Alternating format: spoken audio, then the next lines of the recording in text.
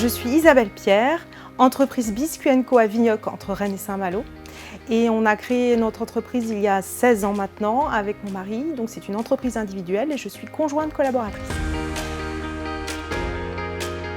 En fait, l'innovation dans l'artisanat, c'est le quotidien. On est préoccupé par l'innovation parce que tout simplement, on a tous des clients en face de nous. Et nos clients ils sont préoccupés par l'innovation, l'écologie, la technicité. Sauf que parfois, on n'a pas toujours les moyens de les mettre en œuvre puisqu'on est dépendant de nos fournisseurs en matières premières ou en outils technologiques. Certains artisans construisent leurs outils, mais techniquement, par exemple, nous, on ne construit pas nos outils, ce sont des industriels.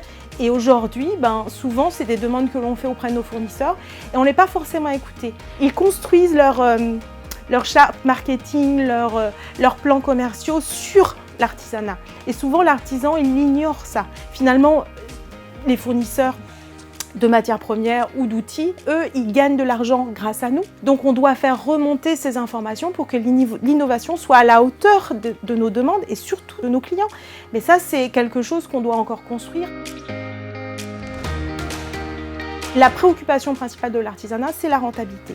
La Chambre des métiers a comme devoir de servir les artisans. Donc tout ce qui va tendre à un meilleur service, à une optimisation des services, va permettre à améliorer cette rentabilité. Un petit exemple, à la Chambre départementale 35, on a ouvert le standard entre midi et 2. Ça paraît totalement simple, mais ça peut changer la vie au niveau du service.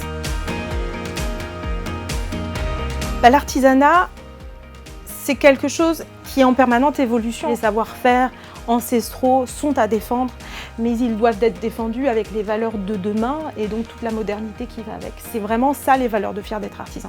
Donc finalement, c'est une redéfinition permanente et c'est à ça que sert la Chambre des métiers. Et c'est pour ça que Fier d'être artisan veut avoir l'ensemble des chambres des métiers en France pour pouvoir redéfinir ça collectivement. Votez Fier d'être artisan. On compte sur vous.